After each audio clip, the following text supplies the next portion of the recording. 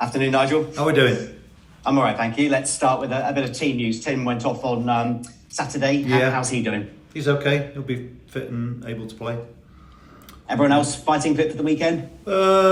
Thomas struggling, so a doubt. Yeah, so we'll see. We'll see. But everybody else seems okay. I don't think there's anything else to really report. Yeah, we're okay. What's the issue with Thomas? Knock to his knee and also a bit of a groin issue, but we'll see how he is.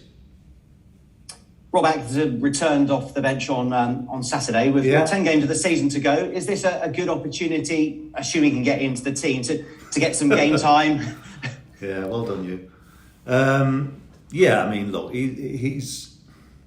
Rob's had a bit of a mixed first season at Championship level. I think he started very well for us and had a bit of illness and has struggled to recapture his fitness and form. But I think he came back in last week and performed pretty well, I thought. So it's always an opportunity for somebody, isn't it? And he seems in good spirits as well. So hopefully he can finish the season strongly. Yeah, still 10 games to go. What do you want from Bristol City for those final 10 games of the season? For the season to finish with some positive outlooks, I think, for not just for the remaining games, but moving forward as well. I think that's for the players who were here last year and experienced how last season felt. It was a very difficult experience, and I think what's important is that at the moment we address what our immediate problems, and that is that we've got to be harder to beat. Absolutely. We've conceded far too many goals, and the players are aware of that too, and have, there's been some frank words spoken over the last week or so, and I think what's really important now is that our actions are are certainly a lot more important than any words that are spoken. So we've got to be as good as our word, and we've got to start turning things back into a more positive frame. Yeah, who initiated those frank words? Was it you, the players, a bit of both? It doesn't. Listen, it's whatever's been said's been said. Let's put it like that. So there's been an opportunity for people to voice opinions, and I think that's all that really matters. How beneficial would it be to have a settled formation? Well, we have for a long time. We've played with 5 at the back for a long, long time. So, but unfortunately, we've had personnel problems, which have been, I think that's been the biggest problem. It's not necessarily been the formation, which is, I think people sometimes want to look at, for instance, what the formation is. I think some people struggle to identify what it is. We've not really changed a lot over the last few months, in all honesty, even when we've had midfield players playing as a part of the back 5. I just think it's been, we've either individually or, more importantly, collectively underperformed. And certainly in the defensive side of our game, we've not been what we should be, and that's always puts added pressure on how you find results, because more often than not we've needed to score 2 or 3 goals to get anything out of it, which is a big ask, especially when you consider where we were at the start of the season with struggling to find goals. So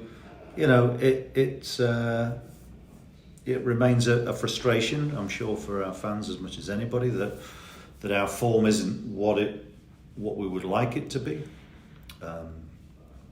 But there we are. Would key to your success be keeping that clean sheet? Ironically, your last away clean sheet was at Blackburn about 12 months ago.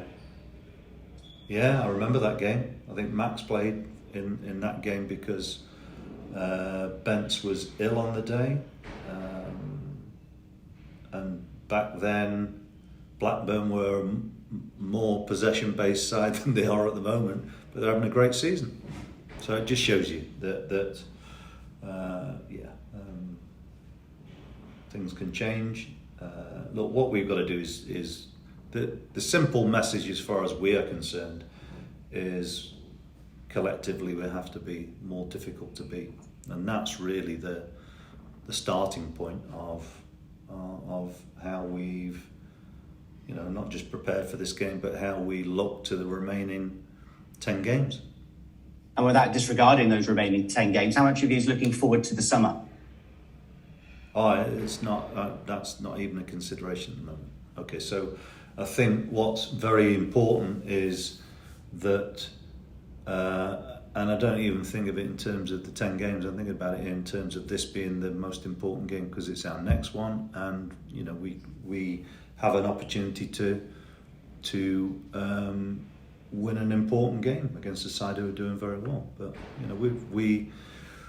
we owe it to ourselves really to find the solutions. Absolutely, and the supporters. I saw, for example, today tickets to Bournemouth going on sale. The fans looking forward to that. It'd be great to give them something to cheer about. And are you a believer in a bit of momentum to carry on to next season as well from the final few games of the season? Well, yeah, in the same way that I think we found the start of this season quite difficult based on the end of last year. Yeah, it can. You can take good or bad momentum forward, but I also think at the moment I would prefer people to look at it as being an opportunity for, certainly from the players' perspective, to really cement a place in the side. So there may be changes this week, and if people get an opportunity that haven't had an opportunity before, then they have an obligation to take it. Simple. And you're right, Blackburn are having a great season. I'm currently fourth, and yet you almost had to double take. I think just one goal in their last 8 games. What kind of test will a Tony Mowbray side give you on Saturday? Well, they're a side that's shown good form all season, really, or consistent form, which is something that we've very much struggled to find. So yeah, the very fact that they are still fourth and have not scored a lot of goals of late necessarily, and their form since the start of the turn of the year has not been probably as good as Tony would have liked. But I've got a lot of respect for Tony. He's a really good football man, and whenever I speak to him, he's a realist. He knows, he doesn't he doesn't wax lyrical about how the situation might be currently. He's a realist, and he knows how things can change in football and how fickle football can be sometimes. So, it's. I think what we have to recognise is they've found a good formula to get consistent results. I cast my mind back to the game at our place, and really, it was a game we could have won but didn't. And the goal that we conceded was, a goal out of nothing, and a game that we really should have done better in. But that's been a reoccurring problem for us this season, and that's something in the sort of longer term that we need to find the solution to. And I'm looking forward to speaking to Joe Williams in a few minutes' time. Just where's he at in his recovery, if you like? Are you still having to manage him slightly and just be careful with his completion from injury? It's more to do. It's not really the to do with injury so much. It's more to do with how we manage the load, and 3 games in a week. So whether it's a Saturday, Tuesday, Saturday, that's still going to be. That's something that we need to be mindful of over a period of time, and depending on what the figures are for each game, will determine his availability to a certain or lesser extent. I can't be more specific than that, apart from, it's because he's had, if you like, 2 years of not playing consistently, and having a number of injury issues. It's common sense that we have a more conservative approach, especially with the style of play. I mean, he doesn't hold back when he plays, so it's good to have him available. It really is, and it's good that he is in a position where he can potentially enjoy his football again, instead of being frustrated being on the sidelines. So I hope he's very engaging with you, but I've got a sneaking suspicion he might be a bit reticent. We'll see. Well, listen, thank you, Nigel. We'll see you on Saturday. Take care. Good, okay. As long as he does his talking on the pitch, I don't mind. 100%. Hi, Nigel. How you doing? When you talk about being harder to beat, and you've also spoken about the reluctance of, sacrificing their creativity in the side. How do you kind of go about finding that balance? Is it just a case of being more aggressive in the play, or keeping hold of the ball a little bit better? How do you find that balance? I think you've covered a lot of the points yourself. It's not straightforward, because the strengths which I prefer to build sides on are not strengths that we currently have necessarily within the squad, and so that means that there has to be some probably a bit more flexibility, and with flexibility comes a bigger margin of error, and a bigger margin of error speaks for itself. And we've lost too many points this season out of sometimes poor decisions, whether that be on the pitch, whether that be me making errors of judgment in terms of selection. But that's life. I've got no problem with that. I'd rather try and find solutions than taking the safe option all the time. So I'm not really, I've got thick enough skin for that type of stuff. But it remains a frustration for all of us that we can't find. We can't find different ways of winning games. So I think we've become a side that, if we are in good form as an attacking force, we look like creating chances and scoring goals. We wouldn't have been talking like that at the start of the season. But of course, what we've lost somewhat with that as a trade-off is that we've conceded far too many soft goals. We don't stop enough crosses, whether that's our full-backs, whether it's our wide players.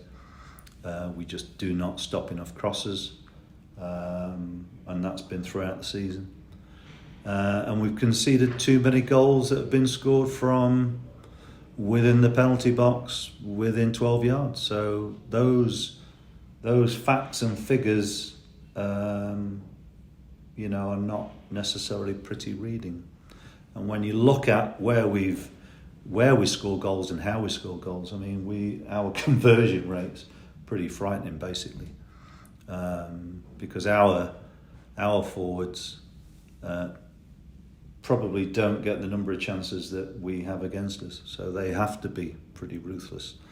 So those things together are, I'm not somebody who's, people who talk stats all the time bore me to death. I can't be doing with them too much, but you can't hide from them either. There are times that facts, stats add up, and you can't turn your back on them. But what really costs us from time to time is more to do with I think a collective resilience and ability to manage game situations as they occur on the pitch, and those are things which, whether that's to do with sometimes inexperience is one thing, but some of our young players are some of the best players that we've got in managing situations. So it's not necessarily that. It's a collective responsibility, and the players have talked about that themselves this week. So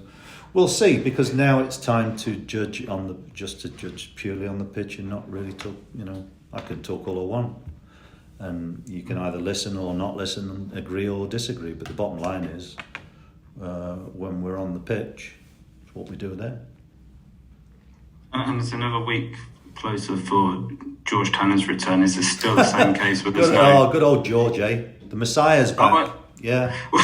Well, this kind of Look, goes hey, no. I have to stop you because you when you week in, week out, it's right that you ask questions about when he's going to be available, but it's also, let's remember, this is his first year at Championship level, and he's done okay, and at times he's found it difficult.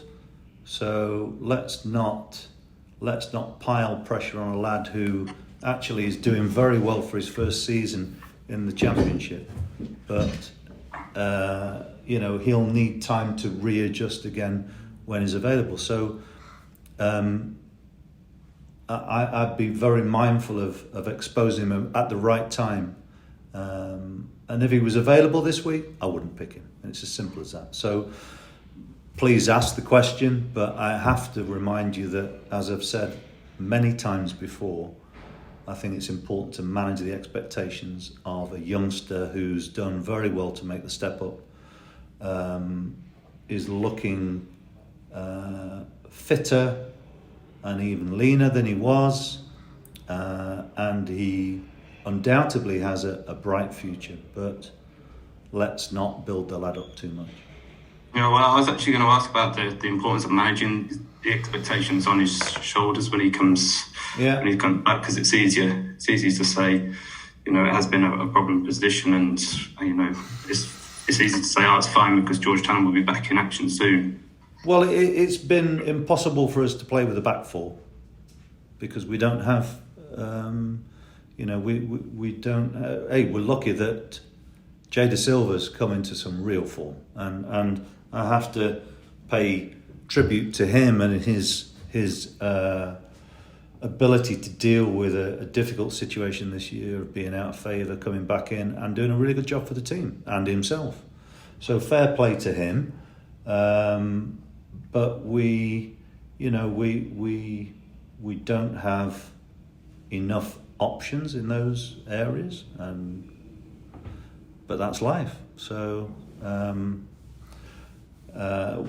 that may be an area that we look to, and we'll see how George develops over the remainder of this season and over the close season period and moving forward. But again,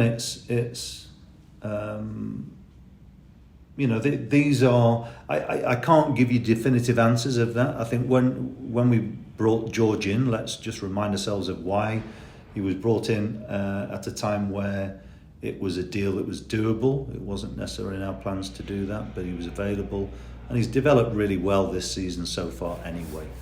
Unfortunately for him, he's picked up a couple of injuries, and those are injuries born out of, and I've said this many times before, players at full tilt. You can't underestimate the added demands on them physically, even from the added mental challenges of playing at a higher level. It really is it's quite a big step up to deal with the expectation of performing at a higher level consistently, and that's something that I'm always very mindful of. So I cast myself back to last week. One of the disappointments of last week was,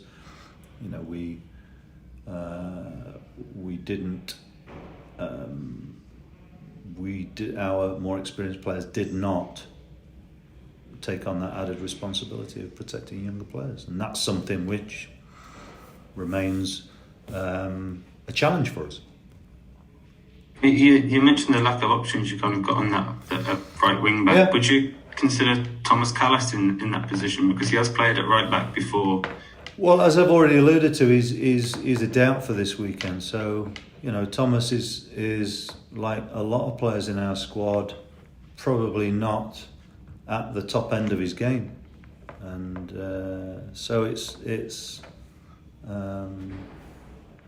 so again, would I play Thomas as a wing back? Who knows? You'll have to wait and see. You'll have to wait and see whether away from home we set up differently and play 5 centre backs and 3 defensive midfield players that we don't have, that we give them roles to be defensively and just.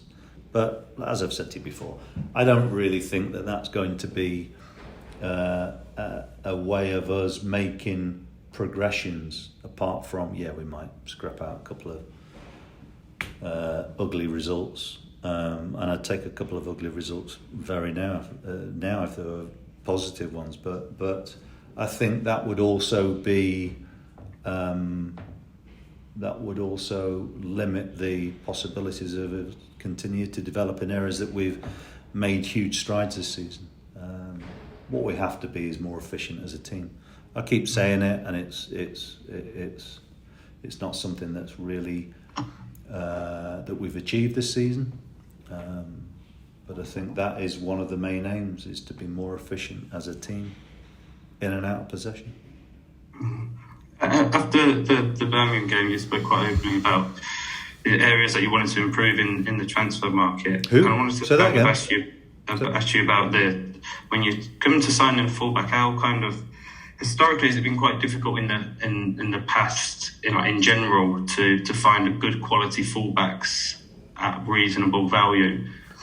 Our main objective still is to have dominant centre backs who can deal with the demands of a game. That's the first thing. So Tim's in on a short-term deal, and hopefully he does enough to stay. And then we've got other players who are vying for those positions, and first and foremost, they are the priorities. Fullbacks are nice on a wish list, but I think everybody's heard the saying about building through the middle, and that will always remain a priority. So at the moment, where we thought we were relatively strong, we've underachieved this year. So that remains the priority. And with Callum, was that an injury picked up in the week or the game last weekend? No, last week. Yeah, last week. Yeah. Yeah, and he's had to be fair to Tom, you've got to remember he's an international as well. He's had no break last summer. He played most of the games last year, played a full international programme, did the same the year before. So he's had probably 3 years of continual football and matches and training. Has been more or less a regular for the international side, although not necessarily in recent get-togethers. But so his mind and body probably needs a bit of a breather as well. So if he misses out this week, he misses out, and it's an opportunity for him to recover somewhat. But I think you know what you're going to get from him in terms of commitment to it. But everybody has a threshold of their ability to stay at high standards, and I think that's something that I, as a manager, am always very, very mindful of. And the last one from me is, and what happened around the Danny Simpson stuff in the week? Yeah. Was that a case of him coming to the club and no proposing or the club going to Danny or no? No. My decision. So how did it kind of come about? You don't. It's not important. I've decided, and we decided as a club to terminate, and he agreed. So simple as that. Okay. Thanks, Nigel. See you Saturday. Indeed. Take care. Hope you're all right. Yeah, fine. Just wanted to, it's good to hear. It seems that Antoine might be involved in the Ghana squad. Has been talk this week about being involved. What would it mean for him to be called up onto the international stage, and how do you deal with international players going away during the week?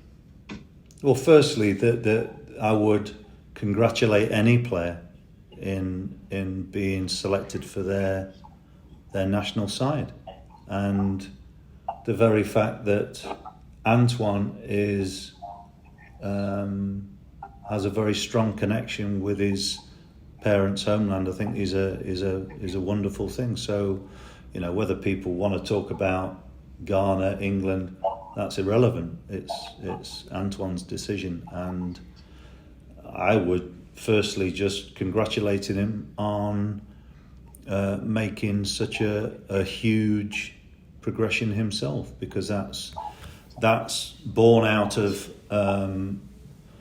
I think he's come through the ranks here very, very successfully. He's a great individual. I mean, he's a very, very grounded player with humility. He's got a very strong family background. He's a and I just think it's a great story for him and for us as a club as well.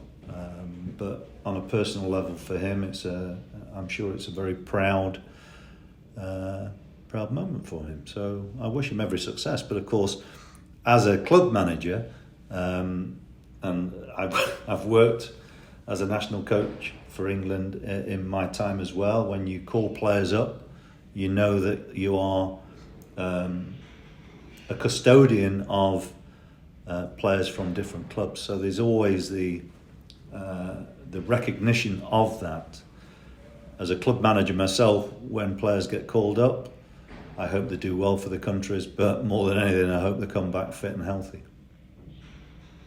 So there's always but look, I've never at any point, having worked for the national side, I would never stand in the way of individuals representing their country if that's their wishes. And it's testament to Antoine as well, obviously recovering from injury, to have that form to be recognised on the international level as well, would you say? Yeah, of course it is, yeah. But which shows he's playing exceptionally well for us. So good for him. Good for him. I'm glad he's our player. And obviously, the under-23s are on a good run of form as well. You've watched some of them this season as well. Sometimes towards the end of the season, you do see players called up. Obviously, there's already young players in the team. But it would perhaps be better to keep those under-23s players settled in their current environment than perhaps call them up towards the end of this season. Look, these types of decisions are not done on a whim. I mean, if you compare to where we are now and last year, availability. I know we've had some injuries this year, but we had 12, 13, 14 players out injured last year. We've currently got 5 or 6, and some of them are, key first team members. But we don't have. Look, working with a much smaller squad this year, we don't have the problems that we had last year, where we were. In a position to maybe give debuts to players, but even ask them to do jobs that they're probably not really suited to out of necessity. And that is there is an element of whether, I said this last year, there's an element of whether that does damage to players or not. I don't like being in that sort of a situation. So I know. Obviously, last week with Belly when he had a bit of a tough time in the first half, but he's actually such a. His dad's a big influence on him as well, as people will know.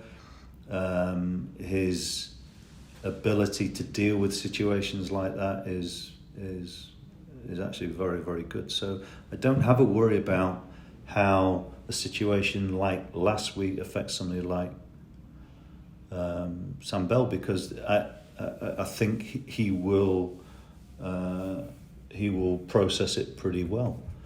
In terms of players who are currently in our 23s who've not been a part of the first team squad, is there a possibility of them being used this year? Well, I think it's good for those players and throughout the whole of the academy for them to see a pathway for themselves, a realistic one based on opportunity.